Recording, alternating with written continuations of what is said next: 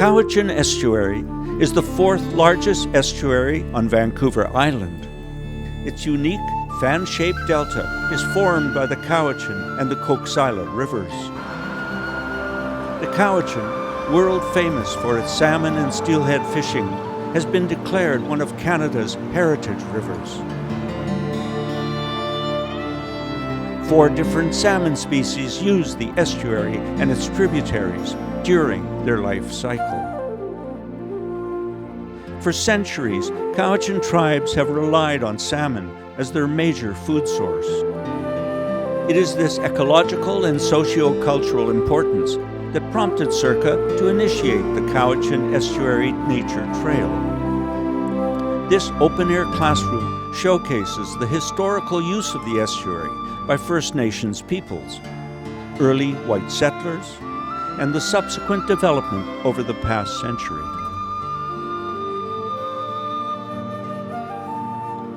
In 1925, CN Rail built a dike that would provide access to deep-water port facilities.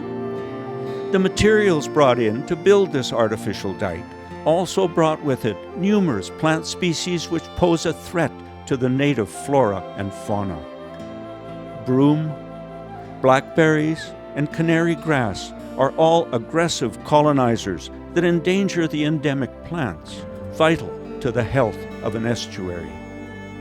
The estuary also provides critical habitat for overwintering shorebirds and waterfowl. It serves as a staging area on their spring and fall migration.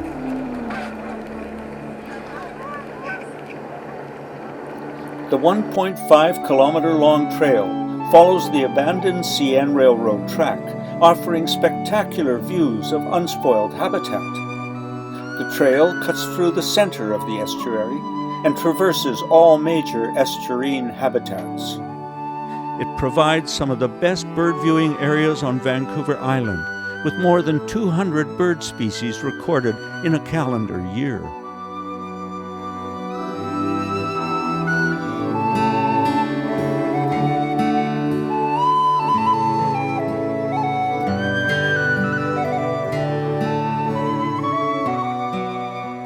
CIRCA, in partnership with Western Stevedoring and its major sponsor, Island Savings, began the open-air classroom project in March 2016. This early start date was to ensure that the removal of broom would not interfere with the bird breeding season. Broom removal and widening the trail marked phase 1 of the project.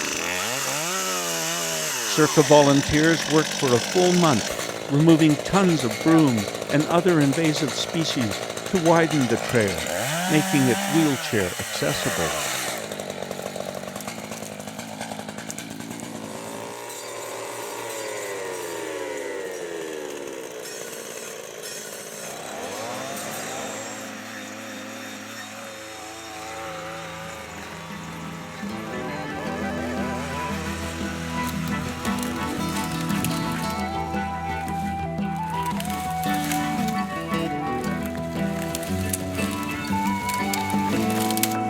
The cut debris was hauled to the Causeway Road and removed.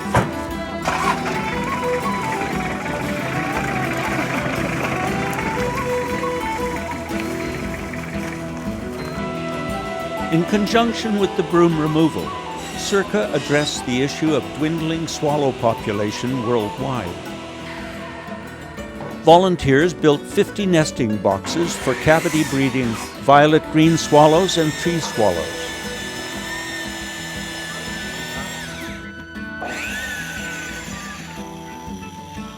The intention of this project is to increase the swallow population in Cowichan Bay.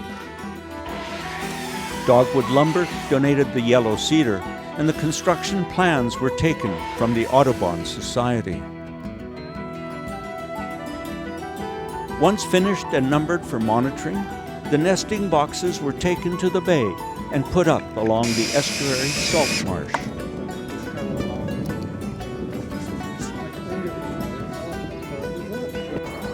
This project has been a qualified success, with more than half the nest boxes being taken.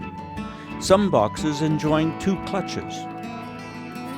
Besides being beautiful to observe, these busy birds catch their weight in mosquitoes every day to feed their young. And who doesn't like less mosquitoes?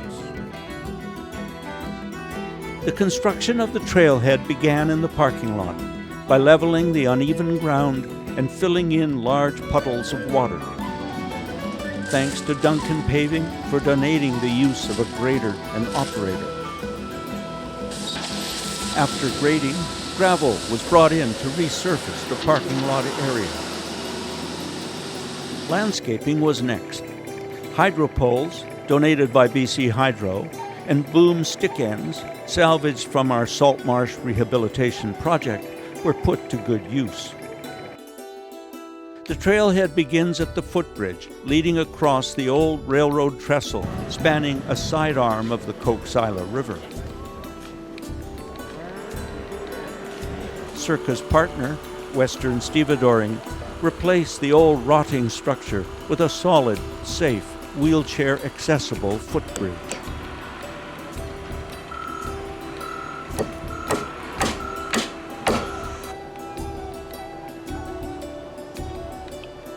On the other side of the bridge, broom and brush are cleared away to make room for a cement pad, the foundation for an educational display kiosk.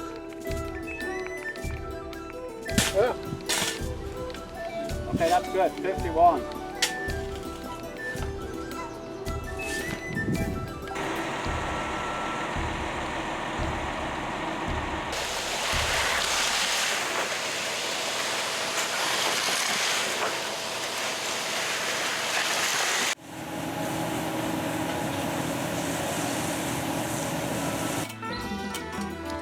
The kiosk design was done by Circa Chair Gert Schurholz, and the construction was by Rob's Traditional Carpentry.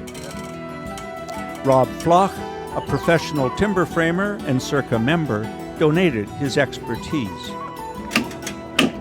Timber framing entails using wooden doweling in the place of nails. Rob proves that you can indeed pound a square peg into a round hole if you hit it hard enough. The panel displays were designed by Gertz and Ellen Rooney of the Royal BC Museum. They worked jointly on design and text for each panel to ensure the integrity of the display. The kiosk and signage for the trail was financed by Island Savings, the key nature trail sponsor. When the first phases of the project were completed, Circa invited members and dignitaries to the opening. Thank you for coming out this afternoon. Well, we ordered sunshine, we got it, and I really appreciate that you took the time off on a Friday afternoon to come here. So I'd like to thank Gertz and his group, and I know that it was just a few years ago that I walked this because I'm walking everywhere all the time. The garbage and the styrofoam, and I know when we opened up and reached the dike that I had 2 big bags of garbage under my arm, and I was determined that people would start to look around their surroundings and pick up as they went, including the dog scooper. I appreciate that as well.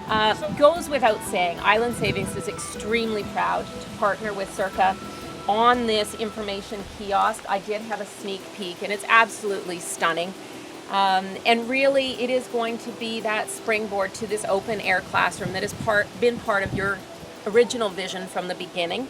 We're really excited to see the natural part of the bay come back, and all these people being here. It's fantastic to see everybody here enjoying this area, because it's probably one of the most beautiful areas on the island. Thank you very much.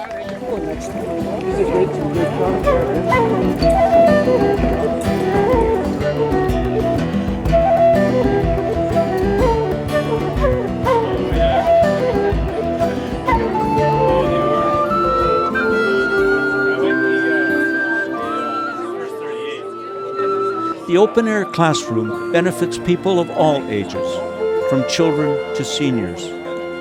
It's a teaching tool, but mostly it reminds us of the simple wonders of nature and its beauty.